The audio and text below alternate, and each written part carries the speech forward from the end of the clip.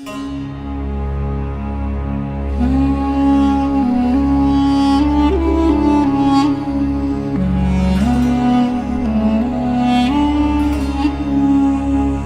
अक्सर देश के विकास की बात करते हैं, पर यह विकास तब तक संभव नहीं जब तक देश का हर एक नागरिक इस पवित्र विकास यात्रा में भागीदार न बने। तब तक जब तक गांव की मिट्टी में पले बढ़े युवाओं का शहर की चकाचौंध में ओझल होना कम न हो जाए। तब तक जब तक अपनी परंपरा, अपनी संस्कृति और प्रकृति से मिले अनुपम उपहारों को हम अपनी शक्ति न बना लें। और जिस दिन ये शक्ति अपना प्रभाव दिखलाएगी, उस दिन हमारे सपनों में आएंगे झूमते हरे भरे पेड़ पौधे, लहलहाती फसलें, खेत, सुंदर क्यारियां, पक्की सड़कें और साथ ही ग्राम्य परिवेश में आगे बढ़ता डिजिटल इंडिया। और इन्हीं सपनों को अपनी आंखों में संजोए हुए हैं बेगूसराय जिले के एक गांव की मिट्टी में पले बढ़े ऋषभ आनंद। अपनी शिक्षा पूरी करने के बाद इन्होंने उस माटी की सेवा करने की ठानी है जिसमें इन्होंने अपना बचपन बिताया, कुछ करने के सपने देखे। बेगूसराय जिले की यात्रा के दौरान जब हमारी बातचीत इस युवा से हुई तो दिखाई पड़ी आंखों में एक चमक, आवाज में एक खनक, वो आत्मविश्वास जिससे सपने पूरे हुआ करते हैं। हमारी मुलाकात बेगूसराय से लगभग 27 किलोमीटर दूर बेगूसराय जिले के ही एक गांव तेतरी के एक युवा से हुई। जीवन को लेकर पढ़ाई के बाद की जो एक स्थिति बनती है कि हमें क्या करना है, आर्थिक रूप से अपने आप को सक्षम करने के लिए, इन सब विषयों पे हमारी उनसे बातचीत हुई। जी, मेरा नाम ऋषभ आनंद है। मेरा घर तेतरी है जो बेगूसराय ज़िले में है। मैंने अभी अपनी BBM की पढ़ाई कंप्लीट की है पटना कॉलेज ऑफ कॉमर्स से, और मैं अभी अपने गांव में ही रह रहा हूं और गांव कृषि पे आधारित होती है, तो मैं उनसे जुड़ना चाहता हूं। बड़ी अच्छी बात आपने कही है, आप गांव से जुड़े रहना चाहते हैं। ये बात ज़रा आम युवाओं को भी समझ में आने में थोड़ी कठिनाई होगी, ऐसा क्यों चाहते हैं आप? सर, सबसे पहली बात है कि शिक्षा बहुत ज़रूरी है, और उससे बड़ी बात है कि आपने जो शिक्षा ली उसका क्या उपयोग आप कर रहे हैं और किस तरीके से कर रहे हैं। तो वो अगर सही तरीके से आप कर रहे हैं और उसका एक अच्छा रिजल्ट आपको मिल रहा है तो फिर आपके शिक्षा का उपयोग हो रहा है। और अगर आपने अपना शिक्षा ग्रहण कर लिया और जॉब में गए तो फिर वो एक बिजी लाइफ में आपका चला जाएगा। आप उसके अंदर जूझ रहे हैं, 9 से 6 की लाइफ आपकी हो जाएगी, एक ही दिनचर्या आपका डेली का रह जाएगा। लेकिन अगर आप अपनी पढ़ाई को एक सही तरीके से, जो भी आपकी सोच है उस तरीके से अगर आप उसको इस्तेमाल करते हैं तो आपको रोज़ कुछ नया सीखने को मिलेगा और हर दिन आप एक नई ज़िंदगी की शुरुआत करेंगे, जैसा मेरा ये सोचना है। तो इसलिए मैं इनसे जुड़ा हुआ हूँ और गांव से मैं जुड़ना चाहता हूँ। अभी वर्तमान में युवाओं में एक सपना होता है कि शिक्षा की प्राप्ति के बाद बड़े शहरों में रहें, वहाँ की जीवन शैली में खुद को ढालें, खुद को पूरी तरह से समर्पित कर दें उस जीवन शैली में, और पढ़ाई का उद्देश्य समझते हैं कि कोई अच्छी कंपनी में नौकरी, कोई गवर्नमेंट जॉब, ये सोचते हैं। इन सोचों के बीच आपकी ये सोच कि BBA करने के बाद आप गांव को ही प्राथमिकता दे रहे हैं, गांव की मिट्टी में जुड़ना चाहते हैं, ये बहुत बड़ी बात है। तो गांव की मिट्टी ने क्यों आपको खींचा, कैसे खींचा, आपको ये प्रेरणा कहाँ से मिली कि आपको गांव से ही जुड़े रहना चाहिए? जी, हमारे पिताजी एक बहुत ही प्रोग्रेसिव फार्मर हैं, प्रगतिशील किसान हैं। जब वो 2009 से कुछ नया चीज़ें करना शुरू किया उन्होंने, और मैं तभी से उन सब चीज़ों को देख रहा हूँ। तो एक फिज़िकल अटैचमेंट मेरा हो गया उन सब चीज़ों से। मैं उन सब चीज़ों से बहुत तह तक जुड़ चुका हूँ। और एक चीज़ कहा जाता है कि जिससे आप जुड़ चाहते हैं उसे छोड़ने में आपको तकलीफ़ होती है। तो मैंने अपने पढ़ाई, जो कि बहुत ज़रूरी है, वो कंप्लीट की। ग्रेजुएशन मैंने अभी किया है, इसके आगे मैं MBA का भी सोच रहा हूँ, और उसके बाद भी मैं इन्हीं सब चीज़ों को आगे बढ़ाऊँगा एक मैनेजिंग वे में, जो कि सही तरीके से एक अच्छा भविष्य मेरे लिए हो, उस तरीके से मैं, क्योंकि जब तक आपके पास ज्ञान नहीं होगा तब तक आप कुछ नहीं कर पाएंगे। ज्ञान होने के बाद भी आप कुछ कर सकते हैं।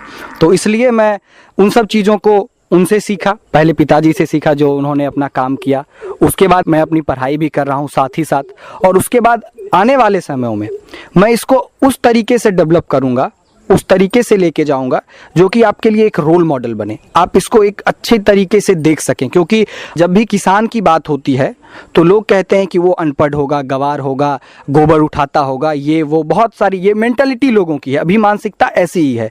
लेकिन नहीं, उसको बदलने की ज़रूरत है। आज के युवा, सही में आपने बताया कि वो एक अच्छी लाइफ जीना चाहते हैं, ज़िंदगी में सब कुछ उनको मिले, शौक मौज, बट वो कहाँ से मिलेगा?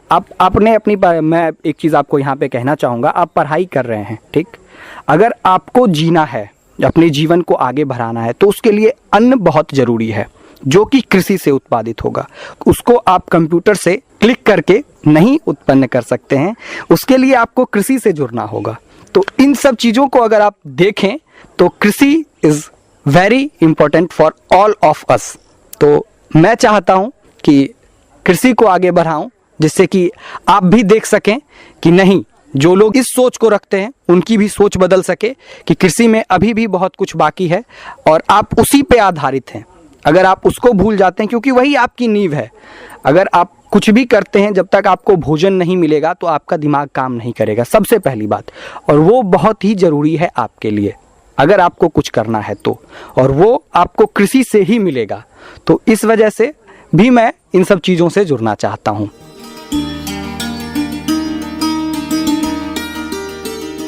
जी हाँ, जीवन को आगे बढ़ाने के लिए अन्न बहुत जरूरी है। उसे कंप्यूटर से क्लिक करके नहीं उत्पन्न कर सकते। संस्कृत में एक श्लोक है, पृथिव्याम त्रीणि रत्नानि जलम अन्नम सुभाषितम मूढ़हि पाषाण खंडेषु रत्न संज्ञा विधीयते। यानी पृथ्वी पर केवल 3 ही रत्न हैं, जल, अन्न और मधुर वचन। बुद्धिमान व्यक्ति इनकी समझ रखते हैं, परंतु मूर्ख लोग पत्थर के टुकड़ों को ही रत्न समझते हैं। इन तीनों ही चीजों की आवश्यकता हमें निरंतर पड़ती है, लेकिन हमारा ध्यान शायद ही कभी जाता हो इस ओर। प्रकृति से और कितनी दूर भागेंगे हम? प्रकृति से जुड़ने का क्या ये सही समय नहीं?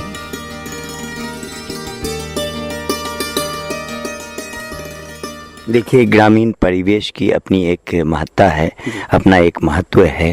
इस परिवेश में जहाँ साफ स्वच्छ वातावरण मिलता है, साफ स्वच्छ हवा मिलती है, चहचहाती चिड़ियाएँ मिलती हैं, पशुओं की आवाज़ें मिलती हैं, और प्रकृति ने जो कुछ हमें दिया है वो सभी कुछ गांव के जीवन में आज भी मिलता है। और जो आपके गांव ये तितरी में हम खड़े हैं अभी, और जो प्लांटेशन किया हुआ है यहाँ आपका, वो लगभग 1 एकड़ से कुछ ज़्यादा की जो ज़मीन है उस पे, तो यहाँ हम देख रहे हैं, लग रहा है कि बिल्कुल हम प्रकृति के बिल्कुल बीच आ गए हैं, जुड़े हुए हैं, और यहाँ पे आर्टिफिशियली हमें कुछ भी नहीं नज़र आ रहा है। लेकिन अभी वर्तमान में युवाओं की जो सोच है, जैसा कि आपने कहा, सही कहा कि अभी वर्तमान में युवाओं की सोच हो गई है मौज मस्ती हो, स्टैंडर्ड लाइफ हो, और उसके बाद जो है फिर मैं जीवन इसी तरीके से गुजार लेना है। तो वो थोड़ा हिचकते हैं कि गांव में जाएंगे तो जैसा कि आपने बताया कि गोबर होगा, गाय होगी, तो मैं ये चीज़ आपके लिए भी बिल्कुल उसी तरह से आती है कि आपके सामने भी गाय है, गोबर है, यही नहीं केचुआ है, मिट्टी है, कीचड़ है। इन सब को आपने शहर के जीवन पे तरजीह कैसे दी? इसका महत्व आपके जीवन में कैसे ज़्यादा हो गया? इसके पीछे क्या पिताजी की ही सोच थी या आपका मन भी इस ओर था? सबसे पहली बात मैं आपको कहना चाहूँगा, मैं एक किसान फैमिली से बिलोंग करता हूँ, तो मैं जब से जन्म लिया तब से इन्हीं सब चीज़ों को मैं देख रहा हूँ। तो जब मैं अपनी पढ़ाई के लिए शहर में गया तो वहाँ पे मैंने लोगों को देखा कि वो कैसी लाइफ जीते हैं। और सही में आपने बताया कि गांव में शुद्ध हवा हमें मिलती है और कोई भी चीज़ आर्टिफिशियली आपको नहीं मिलता, और शहर में इन सब चीज़ों की कमी है। वो कहीं ना कहीं आपके हेल्थ पे भी इफ़ेक्ट डालता है। और अगर आप एक सही जीवन जीना चाहते हैं तो मैं ऐसा सोचता हूँ, मेरा ऐसा मानना है कि आपको गांव से जुड़ना होगा, गांव और प्रकृति दोनों से जुड़ना होगा। क्योंकि अगर आप प्रकृति के साथ कुछ भी छेड़छाड़ करते हैं तो वो भी आने वाले समय में आप पर दुर्व्यवहार होता है।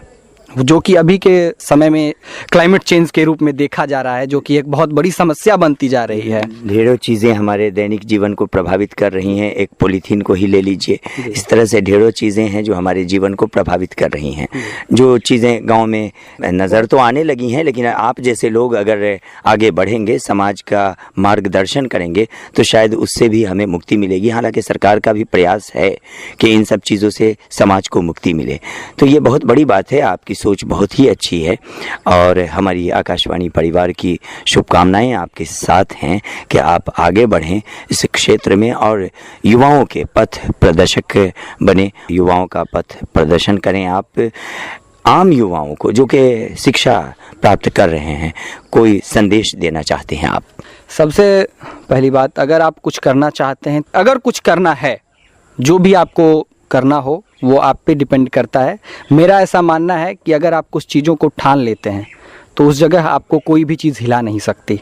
जैसा कि मैंने अपने जीवन काल में ऐसा देखा है कि मैं इन सब चीज़ों से जुड़ रहा हूँ, तो वो बस करने के लिए आपको एक रीज़न होता है, और नहीं अगर आप करना चाहते हैं तो फिर वो आपको कोई भी कितना भी कुछ कह ले, आप नहीं करेंगे। तो सबसे पहले आप अपनी सोच पे जाएं और आप एक एम को फोकस करें। मैं अगर कृषि से जुड़ा तो मैं ऐसा नहीं कहता हूँ कि सारे युवा कृषि से ही जुड़े, सही है, क्योंकि सब अगर इसी में जुड़ जाएंगे तो फिर आगे क्या होगा। जिनको इन चीज़ों से जुड़ना है और जो इन चीज़ों को आगे ले जाना चाहते हैं वो ज़रूर आएँ, और इसमें बहुत सारी संभावनाएं हैं आपके लिए। तो ये एक चीज़ है और वो बहुत ही ज़रूरी है, मतलब आज के किसानों को भी और आपको भी, क्योंकि जॉब लेने से ही आपको सारा कुछ नहीं मिल पाएगा। उसके लिए आपको कहीं ना कहीं गांव, किसान, खेती और पर्यावरण, सारी चीज़ों को देखना पड़ेगा। तो कुछ हद तक मैं ऐसा मानता हूं कि जिनको इन चीज़ों में थोड़ी सी भी लगाव है तो वो ज़रूर आएँ और इन सब चीज़ों को आगे बढ़ाएं, जिससे कि आपको भी एक खुशी मिले और समाज को भी एक नया आप अपना अवसर प्रदान करें कि देखें हमने ऐसा किया। कृषि में इतनी अपार संभावनाएं हैं जो कि आपके लिए है, आप कर सकते हैं। ऋषभ आनंद, आपने इतनी सारी बातें की, आपका बहुत बहुत धन्यवाद। बिहार झारखंड राज्य स्थित सभी आकाशवाणी केंद्रों द्वारा समन्वित कार्यक्रम आओ साथ चले के इस अंक के निर्माण में सहयोग था सज्जाद अहमद खान, विनीत कुमार ठाकुर और रणधीर ठाकुर का। प्रस्तुति आकाशवाणी दरभंगा की थी।